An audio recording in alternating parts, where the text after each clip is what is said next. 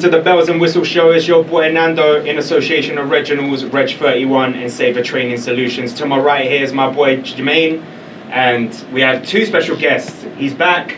It's Rico from Reeks Boxing, and we have a very special guest tonight. It's the WBA Intercontinental Cruiserweight Champion, Richard Riakporhe. Welcome to the show. How you doing, man? Thanks for having me down. No problem, no problem. There was one thing I forgot to mention in that intro. He's undefeated till this day. Till this day. Till this day. So Richard, thank you for coming down. How's things going? Training at the moment? Yeah, just getting back into it now. Waiting on some dates. It's looking October, it's looking like October, November. So we're preparing from early. Any idea who the next victim is? No, not too sure, man. To be honest, I don't really mind. But it might be for a British title, so we're just waiting on for some information. Things need to happen, but we're just staying patient, and so just bear with us, and the news will be announced. We look forward to it. We look forward to it. For the non-boxing fans who are listening, tell us a little bit about yourself. Who is Richard Riakporhe? So, grew up in Southeast London, Peckham Wharf Road area, involved in gangs and crime, etc. Got myself out of it, went to uni, graduated after that. I turned professional because that was my passion. And it's been a few years now. Graduated in 2015, so, and we made a statement in the game, in the sport of boxing so far so good. You have made a statement, 10-0, 8 knockouts. Your knockout ratio is 80%. That's quite a statement so far. That's good, man. We want to improve that. We sometimes talk about how the grassroots side of sports, whether it's football, whether it's boxing or any sport, it can help get kids off the streets, away from crime. What's your take on that? Does it really help? Oh, it really does. Let me give you an example. When I was involved in what I was getting involved in back in the days, I realised I had a lot of time on my hands. So the moment I got into boxing, I realised that I didn't have the time to get myself involved in any type of nonsense. So it was just keeping yourself occupied, and that takes away you getting, the chances of you getting in serious trouble. So it's just, frankly, boredom. That's why I got myself involved in a lot of things.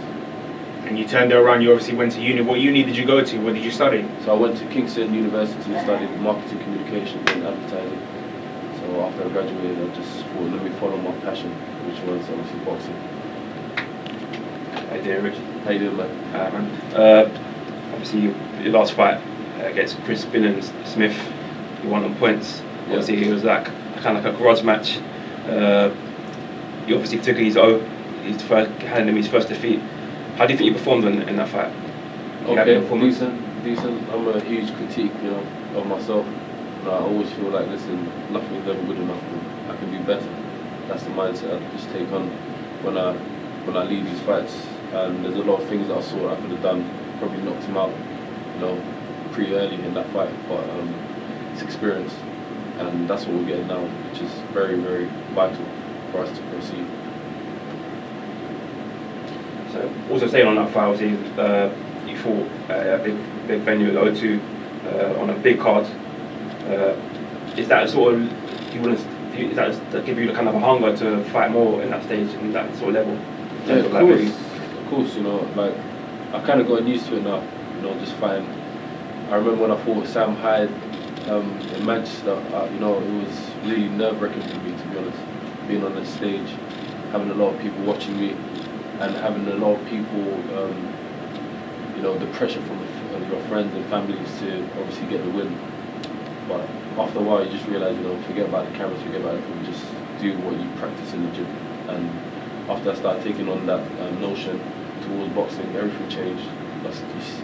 You can see the difference in Tommy McCarthy fight and the Chris Smith fight. I'm much more relaxed, and the more relaxed I am, the better I perform. I want to ask one more thing. Obviously, you love training with a big man, Dillian White. How have you found training with Dillian? Obviously, having a guy like a lot of experience. It's truly a blessing.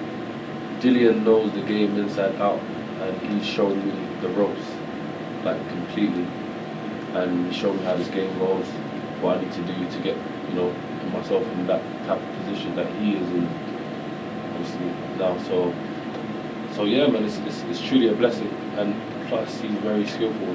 His boxing knowledge is vast, man, and you wouldn't think so, because he's always clowning about. If you check the interviews, he comes across like he's not intelligible. Listen, he knows what he's talking about. He knows the game inside out, and you know, I'm truly blessed with that. Yeah, we're all big Dillian White fans. We will hope that he gets through what he's going through right now and gets a title shot soon. You mentioned the Sam Hyde fight. Now you were fighting for the WBA, the vacant WBA Intercontinental title that you got now. Yeah. How did it feel like being on the undercard for such a big main event for all the belts, the cruiserweight, all the cruiserweight titles, such as someone like Tony Bellew versus Usyk?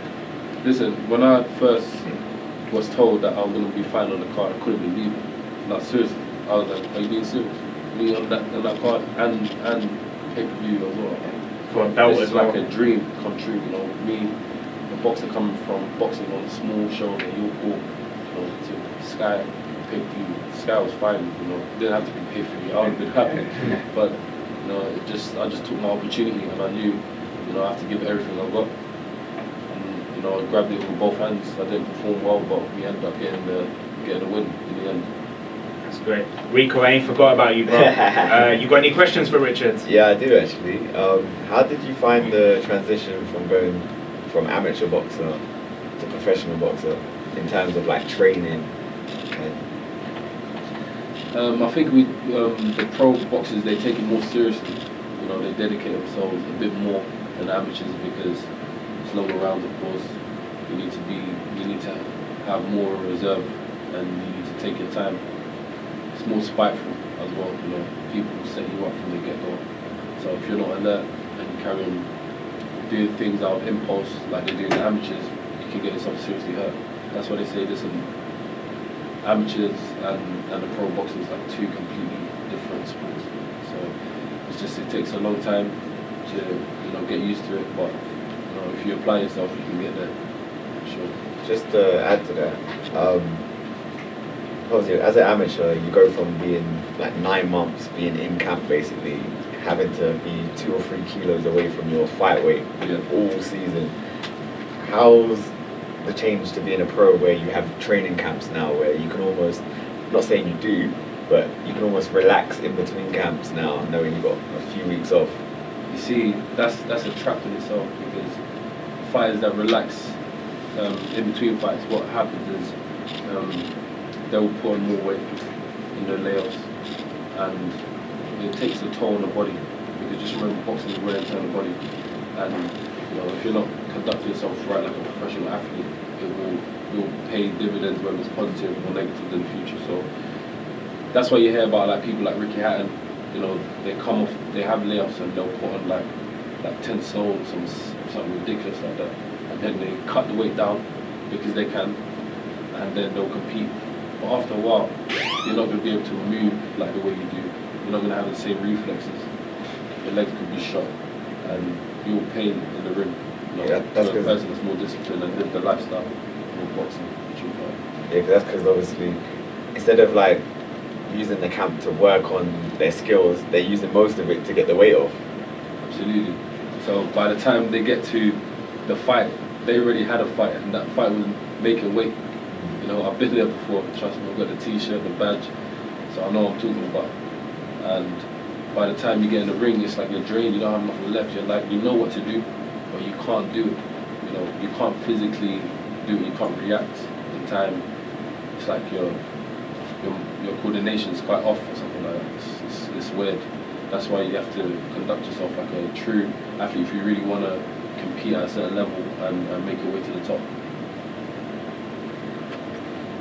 Okay, so staying about on top, obviously the cruiserweight division, the British cruiserweight division is absolutely it's competitive at the moment in terms of like you're number 2 in the ranking. Yeah.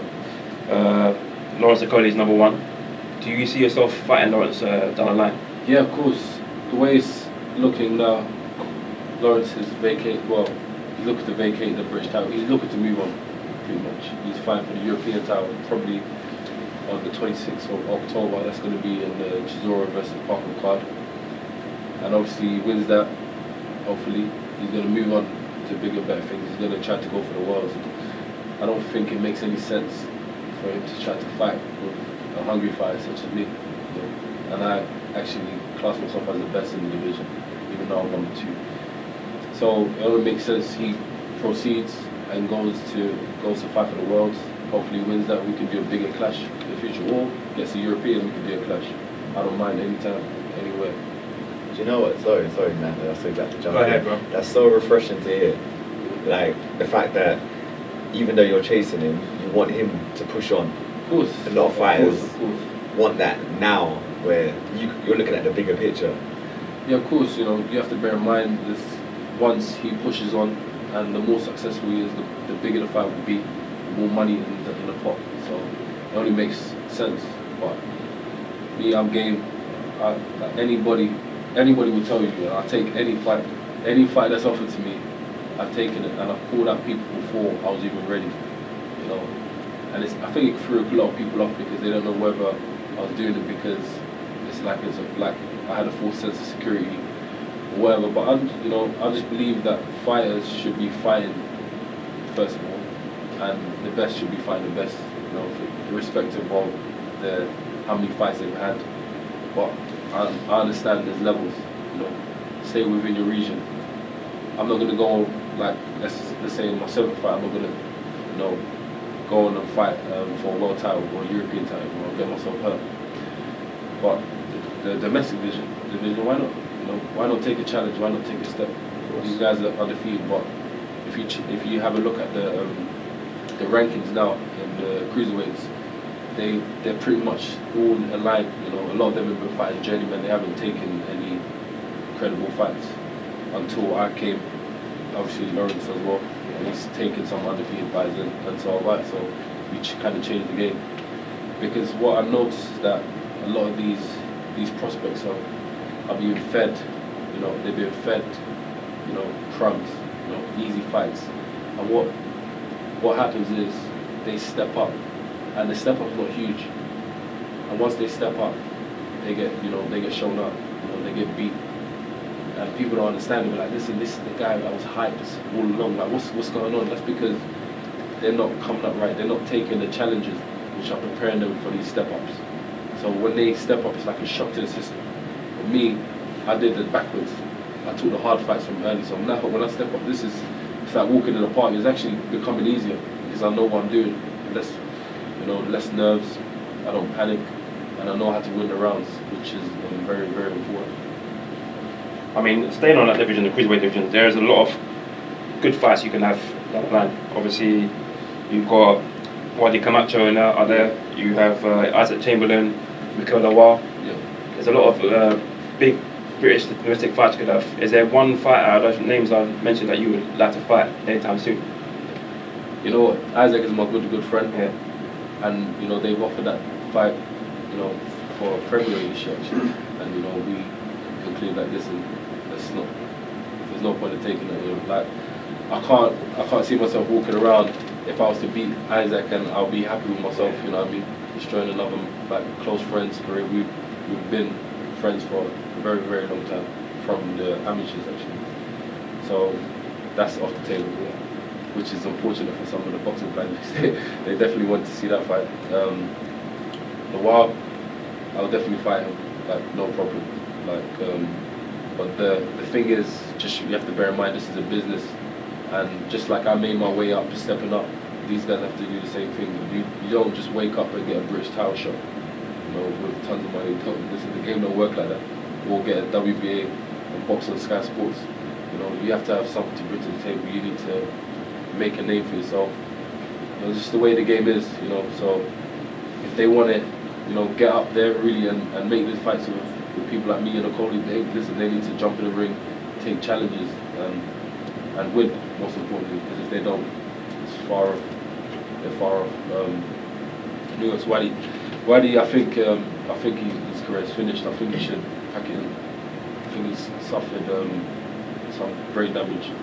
And you can hear in his speech, and and that's been apparent for a while, you know. And you know, just looking at him, like I see him with his door, you know, I feel sorry for him, you know, sometimes, like you still jump in the ring, but you're doing more damage. You don't understand the damage that you're doing to yourself, because, you know, unfortunately, boxing is a very dangerous sport, and the damage shows later on in the career. If there's damage shown now, oh my gosh, imagine in 20 years from now, you know. And as much as I love boxing, there's life after boxing, and he's got a family, he's got a beautiful family. So my advice would be for him to pack it in. But listen, if they want to step up, I'll beat them up. It's that simple. Before we move on and talk about some up-and-coming fights, what's the goal for Richard Riakporhe for the rest of 2019 and 2020? Mine is just quite simple, man. Just keep on winning. That's it. That's all I focus on. I'm doing winning. I want to win more titles. I want to progress. I want to go on to win a world title. I think that's well within my reach. You know, my limitations, you know, I've done so well so far. Like, why not? You know, when I watch myself back, I just think, you know, all those flaws, and I'm still doing what I'm doing now. Just imagine when I, you know, eradicate all those flaws.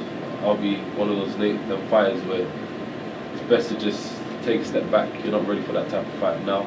Just let him go on to do what he's doing and trail behind him. That's what it's going to become like, because these fighters had the chance to beat me, and that was a couple fights ago. But now I just feel like I've sussed it out, I've sussed the game out, and you know, there's no stopping me, seriously. I like the warrior mentality. I could tell why you get along with Dillian White.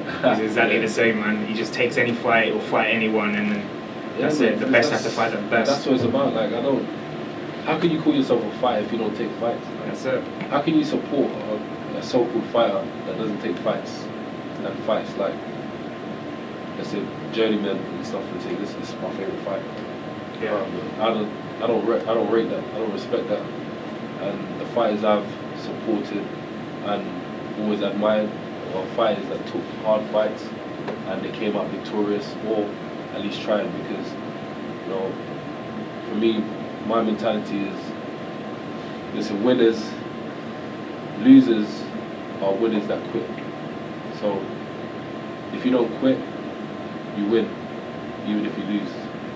So I don't care about winning and losing. When I jump in the ring, I just care about taking the fights and making a legacy and giving it what I've got. Because you can come in against a solid fighter, and you can give up, and you can see it. It can become apparent, you know, giving up in the ring, and that will tarnish your whole credibility, your legacy, just in one fight. And if you want to be known as a great fighter, listen, you have to go through it, whether you're getting beat.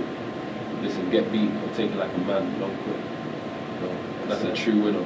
That's why when it comes to this defeated records, I don't look into that. I look into other things, other variables, you know, that affects my perception when I perceive a real championship fighter. That's great. So obviously this weekend we've got a massive fight. We've got Lomachenko versus Luke Campbell. That's a big fight, man. What's your prediction on that? What do you think of that? Do you think it's a big risk for Luke Campbell? Is it the right time to fight Lomachenko? You know what? To be honest, the only thing, I believe that Luke Campbell can make this fight really competitive. He's got the attributes, he's got the skill. You know, imagine him boxing along, like for however many rounds. It will be difficult. You know, I can imagine him trying to move around, move his head, and trying to come in the inside. And obviously, it will be down to how Luke Campbell will tire in the fight.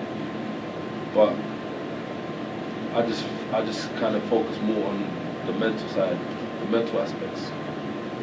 It's just like AJ, for instance. You know, everybody knows he's got attributes to knock out Ruiz, you know, in the next fight. But where's his mind? Where's his mind at? Of course. Constantly ask myself that, and I even suggested, you know, like maybe to see a psychologist. You know, I've never been there before. I've never got beaten up in a fight and having to come back and rematch the opponent that beat me up. You know, you can imagine it must be very difficult. You know, you have to go. You know, you have to get rid of the demons and really have reach a paradigm shift, and just, you know what, let me go and give it everything I've got. But if you keep on meditating on the loss, it's almost like you manifest that in real life, because this sport, it's all about visualization. You know, you visualize yourself winning, and if you're meditating on negativity, then it may just come to pass. So I always question Luke Campbell. I think the Mendes fight just made me think, what was going on? Like really, he looked like he gave up, even though he was trying a bit. And if he has a strong mind for this fight, I hope it's not fragile, because sometimes when I look at him, he seems like he's got a fragile mind, even though he's very skilled. For some reason, I don't know why, I had that notion towards him. But if he has a strong mind, he can do well. Yeah. But just remember, this boxing, the sport, is 90% mental, in my opinion. So if you don't have a strong mind, listen, you're losing, you're probably get knocked out as well. Yeah, he sounds confident. Let's hear from Luke Campbell. He spoke today. Great at the minute, and like you say, it's a fantastic opportunity for me. I've got the best team around me, and we're all confident. Seems pretty confident, and he's been happy. Like I look at the difference in the press conferences between him and when Crolla did it, and you could see that Crolla there was something off about Crolla. I think it was kind of like he was forced to take this fight, kind of like just being fed to the wolves kind of thing for the money. What do you think about that, Jermaine? I think it would be a totally different fight compared to the Crolla fight. I think he's got to use his strengths in terms of the jab. He's got long range. I think he's got to use his strengths. Like I said, I could see him, for me, if he's going to beat Lomachenko, it's probably going to be in the early rounds. I can't see it. As the fight gets longer and longer, I can see someone like Lomachenko getting stronger. That's just my opinion. So I think if he's going to have any success in the fight, it might be in the earlier rounds. Well, it's going to be difficult, because if he tries to go for it and doesn't get the job done, he can get himself knocked out from 7 or 6 rounds onwards. So it's a tricky one. And obviously, having boxed one of those boxers from their camp, they're about boxing skill. They don't go for knockouts as such. So it's gonna be an interesting one. I don't know, man. I hope Luke Campbell does well. And makes a good account of himself, no matter what happens in that fight. But listen, he's going against one of the greats of our era. He's a real phenomenal fighter, and it's only time will tell. And people will realise what type of fighter this is. You only get these fights once in a few generations, or generation or two. Yeah. One question I want to ask you: if Luke Campbell does shock the world, how high do you put this on the list of boxing upsets? Would you put it at number 1? Boy, doubt. You know what it is? Lomachenko lost his first world title fight to an old head.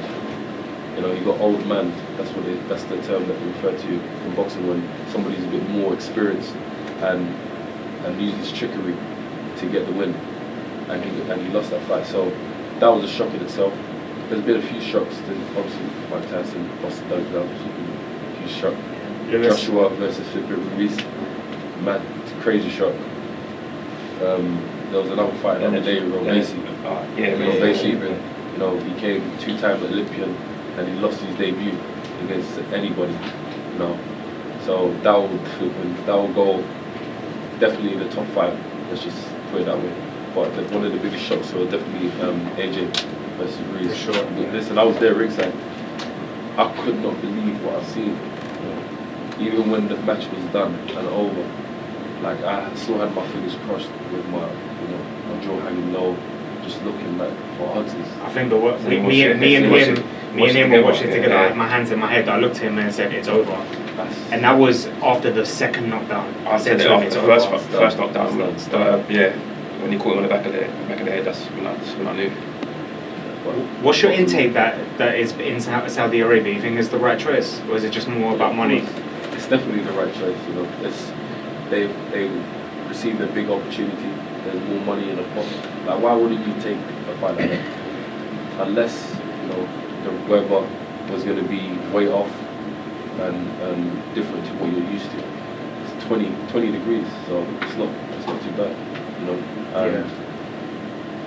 Big opportunity to put boxing on the map in the Middle Eastern countries.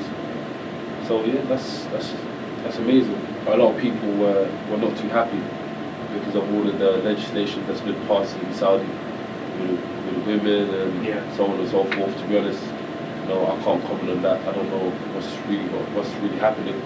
But I did get a lot of messages when I put up a post on my Instagram. Like people were like, "This is ridiculous. How can this be taking place and stuff?" And when I started to look into it, it's okay. But listen, it's not my business, and it seems like everybody else is happy that he was taking part. We just want a good fight. That's all we want. That's it. And hopefully it turns out to be he live up to his name. Yeah. We've got a couple minutes left before we go take a break. We just want a quick predictions for everyone. Obviously on the undercard we got big balls for taking the fight. Hughie Fury versus Povetkin. Richard. So Hughie Fury. Oh man. You know what? I saw a little highlight reel of Povetkin knocking out a ton of good names. I think David Price was the highlight one. Wow, listen, let's watch Emmanuel Charr. There's another cruiserweight fighter, I forgot his name, but he's Cuban. Knocked him out. I think he was undefeated as well. Obviously David Price. Listen, he's dangerous, man. What's your prediction? In my mind, I see it two ways. If Fury comes out, moves around with a jab, exposes him, uses his legs, which he's quite, which he can do. He makes this fight a bit more competitive, ties him out, and steal it on points. That's a possibility. If not, then listen, Alexander will catch him at some time in that fight. But he's awkward, so he has a chance. He's awkward. They don't seem like he can land on him. He's like a spoiler. He's not familiar with that term. Spoiler. It's like journeyman. They come in there and they're trying to survive at the same time, but they find you back. But they know how to survive pretty much. So it could be two ways, man. KO or close points victory for Fury. I'm leaning more to Alexander. Okay, Jermaine. I'm going to go with him as well. I'm going to go for Povetkin stoppage. Rico? I'm going to go for a Fury. Ooh, yeah. Wow, you got to put a bet on that. I reckon he's going to, I reckon maybe 10th, 11th round Fury. I reckon he's just going to tire him out. Father Time's caught up with Povetkin. Had a lot of hard fights. I feel like in the AJ fight, his legs were gone after about 5-6 rounds from the bodywork. So I think Fury's going to adapt the same tactics and tire him out and just almost just wear him out. Okay, I've got Povetkin 4th round. We're going to take a break, and when we come back, we're going to be talking about football. We've got Chiz back in the building, and the controversial Tyrone is back. And then if we find a spare 5 minutes at the end of the show, we will talk about the rest of the undercards of this weekend's fight after this break. Only accidents, crimes, wars will still kill us. But unfortunately, crimes and wars will multiply. Ronaldo and Messi's face said it all when he was saying this. They looked at each other. They just looked at each other like, what is this guy on about? But let's just go through it. So Group A, PSG, Real Madrid, Club Brugge, Galatasaray. Chiz, is it safe to say that I think PSG will win this group? Not sure about that one. I think Real Madrid are going to nick it. Okay, so who's the two teams? Who's going to top and second? Real Madrid top, PSG second. Okay, Tyrone? I spot that PSG first, Real Madrid second. Richard, what do you think? Real Madrid first and PSG second. Yeah, I'm going to go with Richard, Real Madrid, PSG. Experience. Okay, I got PSG, Real Madrid. Group B, Tottenham, Bayern Munich, Olympiacos, Red Star Belgrade. Do you know what? A lot of people are like writing Tottenham off, but I actually think they might win this group. They might do a shock. Jermaine? Me too. It pains me to say it, but I was being an Arsenal fan. But yeah, Bayern Munich evolved. They're in transition now. Brought new players and a few young players in, and Tottenham kept a lot of their players together, and they've added to it as well. So for me, I can see Tottenham top of the group quite comfortably as well. Cheers. Yeah, Tottenham top the group. Bayern Munich second. Richard, what do you Yeah, think? I thought the exact same thing. You know, Tottenham makes sense. Young, hungry. Bayern Munich are the same. I don't know if Yeah, their defensive aim. They got their midfield and their strike force are decent. They got Coutinho now as well. Not the same. Let's talk about one of Tyrone's favourite teams. So Man City. So they've been drawn by making their debut at Atalanta, Dynamo Zagreb, and Shakhtar Donetsk. I'm not saying it my Italian side, but I think Atalanta actually will finish second in this group. Yeah, Man City for me is they're Yeah, of course, breeze of through it. Yeah, of Breeze course. through easy. Yeah, for Like, sure. They always seem to get like the good Easy groups. Yeah, Yeah, yeah. The luck of the draw. Yeah, exactly. Or maybe the payment of the The draw. payment, yeah. Payment of the draw. Yeah. So Group D: Juventus, Atletico Madrid, Bayern Leverkusen, and Lokomotiv Moscow. Atletico to top the draw. Alex Felix, No Felix, doubt, no doubt. Joe Yeah. Felix couldn't tear it up. Yeah, Hey, yeah. listen, you know what? I spent like the first interview, like just watching Joe Felix's Oh my highlights. It's crazy. Listen, he's something He's a else, talent, man. right? Yeah. He's really Like, talented. Ronaldo's just gonna look at him and think, do you know what? I see yourself in me. I don't think he's that level. I don't think he's that level. Just odd. Yeah. Mark my words. Chiz, what do you think? Juventus to top the group. Okay. And Atletico Madrid second? Just about, yeah. Because Bayern Munich, they're a good little side. Got Yeah. young players. It'll be tough for them. Okay. Liverpool got Napoli, Salzburg, Genk. Napoli announced the signing of Fernando Llorente today, so they finally got not decent, but they finally got a striker. But Liverpool top that. What do you think, Jermaine? Yeah, definitely. Liverpool not really strengthened in terms of the squad from last season, but obviously got on to win it last season, and they played Napoli a few times. I think they got a number. Obviously, we played Napoli away last season in the Europa League, and we beat them quite comfortably. So I think it's the same thing with Liverpool. So Liverpool top that way for me. Richard? Yeah, Liverpool. Yeah, Liverpool. Yeah. Okay, next group, the group of death. My beloved Inter, Barcelona, Borussia Dortmund, Slavia Praga. I'm telling you now, Inter's top in the group. Inter's Someone's not had their week. Listen, Antonio Conte, he'll pull it out of the bag. I'm telling you, mate. I'm telling you.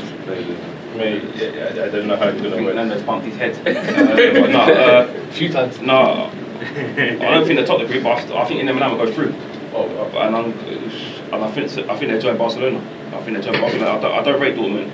Still, like I said, Bayern Munich, they're still a young squad. They also played against Tottenham last season, home and away, and they were quite poor. And for me, they haven't made much improvement from that. So yeah, Barcelona and Inter Milan for me. Okay, Richard, what do you think? Yeah, I thought the exact same. Barca, then Inter.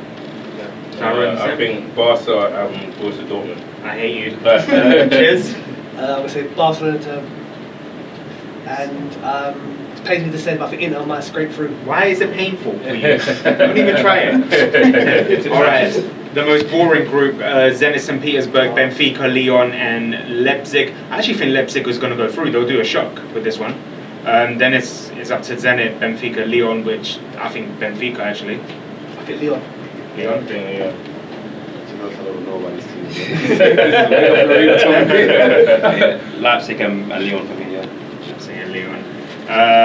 And yeah, that's. Oh yeah, obviously. How can I forget Chelsea? Chelsea, Ajax, Valencia, and Lille. I think Chelsea and Ajax to go through. Yeah.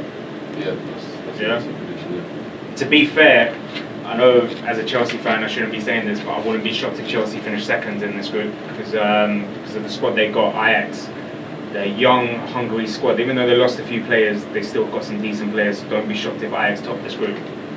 Jermaine? I think Chelsea can top the group.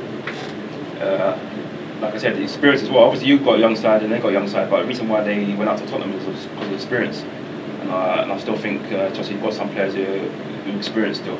I think Chelsea, as long as they get a decent result away from home, I think they'll top the group. And I think Ajax will join them, but Valencia will be shortly behind them as well, so it'll be a tough group. Okay, before we move on to today's Europa League draw, we'll just quickly ask the Arsenal and the United fans about their group. Van Dijk won European Player of the Year. He spoke yesterday as well. It's been been a great year, and to obviously get recognition for what we achieved last year is outstanding, and it's all credit to to everyone at Melwood, everyone at Liverpool, everyone that's helping me along the way as well. Chiz, he deserved it? Yeah, I think he did. But for me, Firmino is the most underrated player at Liverpool. Yeah, I agree. Van Dijk gets all the plaudits and everything. Him, Salah, Mane. But for me, Firmino does all the dog work. He puts him in the shift. For me, he's Liverpool's best player. Yeah, and I find it weird that Mane didn't make the team of the year. Messi did.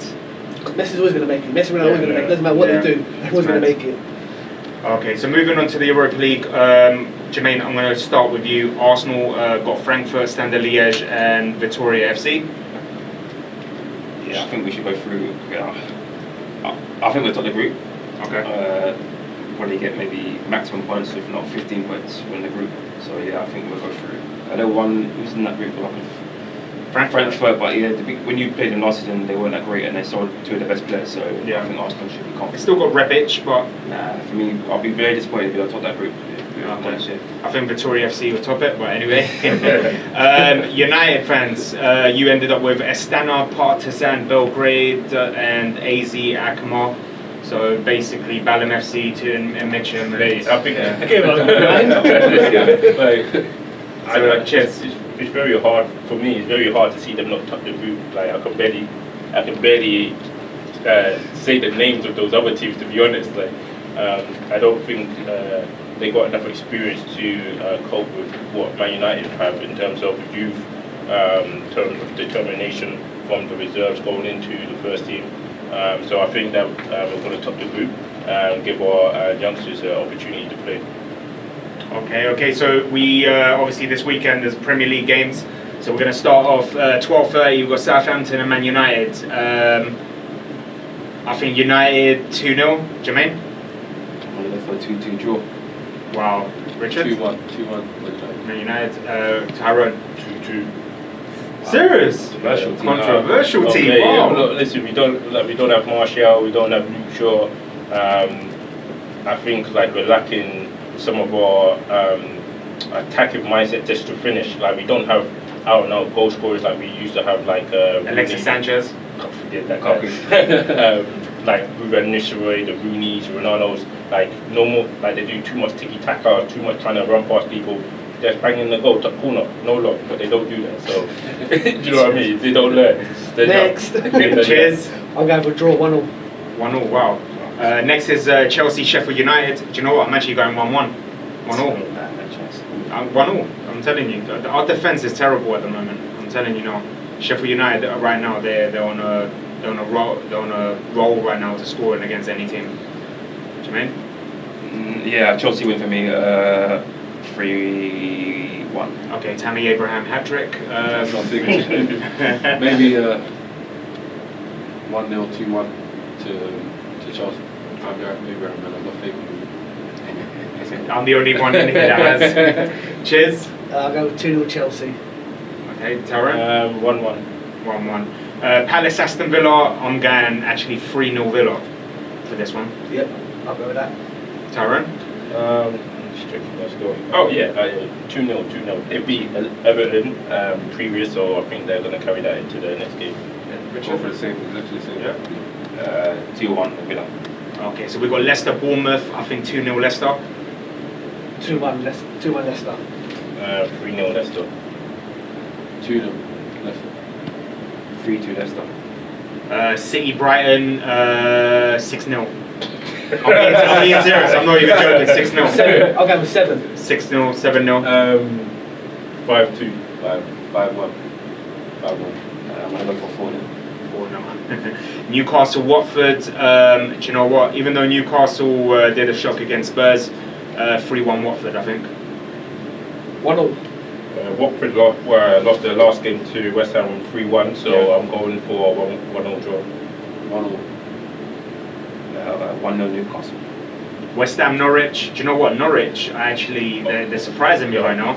I'm actually going to go 2-0 Norwich against West Ham.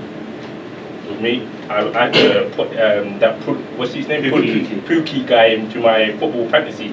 So yeah, he's decent, isn't it? He scored in every single game I think so far. So for me, I see Norwich winning 1-0. I'll say 2-1. To Norwich. To Norwich. Jermaine? Yeah, I'll say 2-1 to Norwich as well. 1-0 Norwich. Okay. Burnley, Liverpool. Do you know what? Don't say it's a shock. I don't know why I've got this feeling of Liverpool slipping up. I don't know why. No. Well, there's striker that Pookie scored every game as well. What are you talking about? Burnley, mate. It's Oh, Burnley. no, so I thought you said- Burnley, you mean Ashley Barnes? Yeah. Yeah. But, I don't know, man. 1-1. 3-0 Liverpool. 2-1 Liverpool. 2-0 Liverpool. Jermaine? 3-2 Liverpool. Super Sunday, so we got Everton Wolves. That Super Sunday? Oh, what a good game. Oh, it's just two average teams. I'll go with a draw, 1-0. Yeah, draw 1-1. Yeah, for Everton. Everton. 1-0. Yeah, I'm going for 1-0 draw because Wolves played a good week. I think they might be tired. I'm going to go 2-0 Wolves. And then the big one, Jermaine, the North London derby, the one that every Arsenal and Tottenham fan's been waiting for all year round at the Emirates. Is Paul Merson going to be right? 4-1? 3-1 Arsenal. Come on, you goodness. No, I honestly think I can see Lacazette getting 2 tomorrow. Sunday, sorry. Lacazette is the key for that game. So yeah, 3-1 Arsenal. I think 2-2. 2-1 Arsenal. Was Song back? Yes. 2-0 to the couple. Okay. Cheers. I'm going to go 2-1 Tottenham. Harry Kane, get the winner. Jeez. Sorry, Jermaine. There's some big games this weekend. We can't name them all, but I'll name some of them. We've got Rangers Celtic, Fenerbahce versus Trabzonspor, Lazio Roma, Villarreal Real Madrid, Braga Benfica, and Sarri returns for Juve, and it's going to be Juve versus Napoli. So some big games this weekend, some big games. Let's talk about also some headlines that's been going on. So 135 years of football is gone. Bury FC. Today they said they actually have some investors, but the Football League has said it's too late, and that's it. But Bolton have been saved, so at least we didn't lose both clubs to the top flight, I guess. But the thing that the controversial thing that everyone's been talking about is Sky Sports. I think they kind of went overboard in this. They did a deadline for when these teams actually die. So they had like, for example, 1 hour for them to be saved and stuff until like they are no more. Yeah. And yeah, what do you guys think of that? Do you think it's disrespectful? I think they're trying to add to the spice. Like they tried to promote Burnley in a way to help them, but in a bad way. So I think that's what they try to do. They try to do a good thing, but it looks bad basically. That's my honest opinion about it. What about you, Richard? I don't really think that.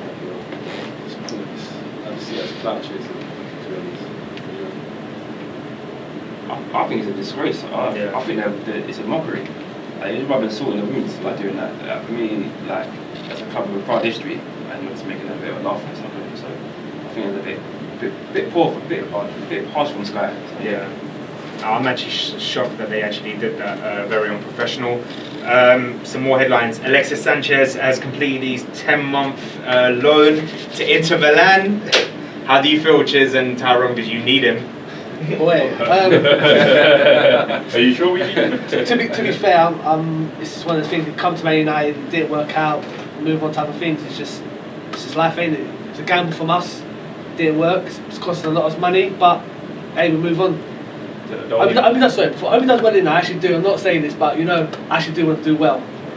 Yeah, right. You kidding? The only bad thing is we're still paying like 50% or more of his wages still. So it's just like. So you should. So what's the point? What do you think of that move, Richard? Obviously, him being a former Arsenal player, Sanchez was a top player. Do you still think he can score like goals out in a different league, clearly? No, I don't think so. I think it's gonna be different. It's gonna be too different for him. Like, but you know when they say you can play in the Premiership, they say you can play anywhere. So maybe I won't. We'll see. Hopefully he can get that form back when he was at Udinese, and then he's a lot. He lost something though. He lost something, yeah. Nando, what do you think as an Inter player? Now he's an Inter player. What do you think? I'm happy because you get rid of Perisic, you need someone on that left wing to replace him, and if that's the only one we're going to get, I've seen him play in Italy and he was phenomenal. and this summer he played amazing for Chile. So there's no disrespect to United, there must have been something at the club that was dragging him back. Big story, I couldn't believe this. Bobby Duncan, Gerrard's cousin, he's Liverpool under 21 striker. He's frustrated. Fiorentina bidded for him. Liverpool have rejected it, and Chiz, you know this story, don't you? Basically the agent came out and said that they mental health, due to mental health issues, you're destroying my client, you're bullying him, and he's trying to get a move. I think that's a disgrace from the agent as well to try put. His agent's obviously looking for a quick payday, isn't he? Let's be honest, that's what most football agents are. So if it is true due down to mental health, then Liverpool have got to look at themselves and have a word, because that's disrespectful. That's bang on board. If he's going to have these problems, he's not going to play, is he? How's he going to go back on the pitch knowing that he could have moved and been told no? All right, at the end of the day, that's football, but there's obviously stuff behind the scenes that for him to have a breakdown and all that. Not everyone gets told no, they can't move to a club and have a mental breakdown. There must be something else that's gone on. I think that's a bit bad. So he's suffering from mental health, and no. Since he was told no, he can't move. That's when it was all apparent. And the club leaked this to the press. His agent come out. So his agent obviously hasn't got his best interests at heart. So if he can't come and do that, it's very poor. And I think the club needs to stand by him and give him all the support he needs as well, because mental health is no joke. So so hopefully Liverpool give him all the support he needs, and agent, for me, he needs to probably sack the agent off, get rid of him. Yeah. They're saying Neymar 99% done, back to Barcelona. So Suarez, Neymar, Messi, and Griezmann. Richard, what do you think of that? That's some PlayStation. Fantasy football. Mad. To be honest, if they do that, I see them being kicked out of the Champions League, because there's no way they can afford all those players. There's no way. Like, they already took a loan out for Griezmann. So how but I think someone's got to be part of that deal. Rakitic, or even two players, Rakitic and someone else. I think Dembele. Yeah, two players. But Dembele said he doesn't want to go. He's already said that. He's already injured, I think, as well. You're not going to. You go for Neymar. Anyone goes for Neymar. Let's put it right there. Yeah, of course. So, Richard, do you think there's a risk for Barcelona to get him back? The fact that they've got Messi, Suarez, and Griezmann makes someone unhappy to leave him on the bench? Yeah, of course. And I just don't know how they're going to fund him. It's crazy, right? It's crazy. How's it going to work? I don't want to make a debate of this, because we've had it so many times and I'm getting sick of it. Just to mention it, Zidane has come out, reports have come out that before Sunday's deadline day in Europe, he's going to try and make a last attempt for Paul Pogba. Do you know what? At this point, I hope he just leaves, because it's getting frustrating now. It's funny to see him the way he plays for United, but it's getting boring, this story now. There's some more headlines. Chris Smalling is on the verge of signing for Roma. He's already signed. Well, Ole Gunnar Solskjaer today was talking about it, and we got some more sports headlines. Manager Ole Gunnar Solskjaer has confirmed Chris Smalling is on his way to Italy to complete the move to Roma. The defender, who signed a new contract with United until 2022 in December, will go on loan to the Italian side. Solskjaer says he's got plenty of other options in Smalling's position. At the moment, with a 6-fit centre-backs, I shouldn't promise Chris regular football. He's on the plane over now, and I think he'll enjoy the experience over there. It's a big club, good league. Newcastle's Matt Ritchie's been ruled out for 2 months with ankle ligament damage. The winger was injured following a tackle from Leicester's Hampton Chowdhury in early couple of weeks on Wednesday. Manager Steve Bruce says Chowdhury has apologised, but is still unhappy with his challenge. These tackles are ones that do damage you, and let's hope the young man learns from it. He's a good player, kid, but obviously doesn't have lost on that in particular. It's going to miss at least a couple of months. Meanwhile, Newcastle's summer signing Alan Saint-Maximin is going to miss 3 weeks with a hamstring strain. Dan Evans says he's confident he can beat Roger Federer at the US Open tennis this evening. The British men's number 2 meets the 5-time champion in the 3rd round at Flushing Meadows. Fellow Brit Johanna Quanta will also attempt to reach the 4th round later today. She takes on China's Zhong Shuai in New York. And Ferrari have set the pace in first practice on Formula One's return after the summer break. Sebastian Vettel went quickest in the opening session ahead of this weekend's Belgian Grand Prix, with his teammate Charles Leclerc second. Championship leader Lewis Hamilton was 6th fastest. They go again this afternoon. So what's your guys' take on Smalling leaving? Do you think it's a big risk? No, I don't think it's a big risk. He's not even in the matchday squad anymore, so you can't keep. No, he's not. I know he's not a big player, but you can't keep players not even in the squad and happy. So he'll go alone for a season, new culture, different style of football. Like Ollie said, he's got 6 fit defenders, can't play everyone. Yeah, good luck to him. He'll probably be the best defender in Italy, I must say. You're a funny guy. Guys, we've got a couple minutes left. I want to go back to boxing, Richard. We didn't finish off. We didn't finish off the undercard for the Loma and Campbell. So we've got Buatsi on the cards. What do you think of Buatsi? He's phenomenal. He's amazing. Future world champion? Yeah, for sure. Keeps his head down, keeps his feet on the ground as well. Listen, he's going to do something. He's going to do great things. I think he's going to walk through this guy forward as well.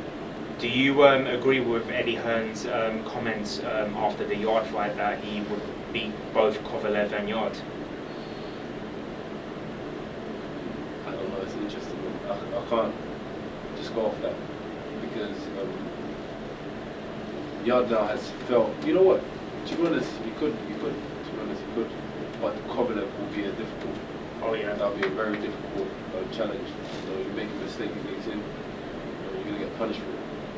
And he's also, he's very experienced. He knows how to hold himself in there and win the rounds, which is the most important thing. Jermaine, what do you think? Yeah, I'm a big fan of Joshua Buatsi. Really big fan. I could see him being the world champion in a couple, if not end of next year or a couple of years. But he's got a good team behind him.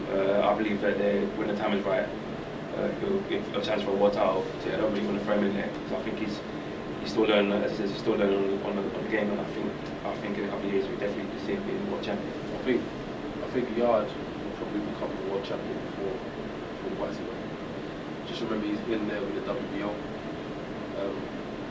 He can fight, Kovalev can fight Canelo. If Canelo wins, Canelo's going to vacate the belt. I don't think he's going to fight that. And then he's going to be next in line, the next best thing. You never know, Yard beat Buatsi for that belt. Could be. That would be amazing. But I'm guessing that will be an easier opponent, and then he will win that title and bring it back, and they'll do an all-out clash in the UK. That'd be amazing. Brilliant. That would be amazing. Go to that. Oh, for sure. The other one is Charlie Edwards. In my opinion, the better brother out of the two brothers between him and Sonny. The more skillful brother, I think. Yeah, Charlie, I think. Sonny's good though. He's good. He's good. I'm a big fan of Charlie Edwards, but he's fighting the hard-hitting Julio Aguilar. So he's putting his WBC title on the line. Charlie Edwards is 15-1, and Julio says, it's 14-1. So I haven't seen this guy, but I'll check him out. I have faith in Charlie. We used to even train at the same gym at one point. And then they see with Gary Help. Listen, he's really skillful. The ring tactics, the boxing system is important. So yeah. This Aguilar is the one that knocked out Andrew Selby. Proper hard hitter, really hard hitter. It's going to be an interesting fight. It will be an interesting one. And now you just got everything. Wow. Andy Selby, I have so much respect for that fighter. He's amazing. It's going to be an interesting one. Could even be a 50-50. Yeah. I think that's points. Points. I haven't really seen much of this guy, but I believe the crowd behind him as well. I believe Charlie Edwards will get the win. If it's not, I think he will win the points too. Yeah. Fantastic. That's all we got for tonight, folks. Richard, thank you so much for coming on. Thank you for having me, man. No, anytime. And hopefully we can get you back in with a British title around your waist as well, or a world title. Thank you so much. This is the Bells and Whistles Show. Follow us on Twitter, Instagram, Facebook, and our YouTube channel at Bells and Whistle Sport. Take it easy, guys. Thank you.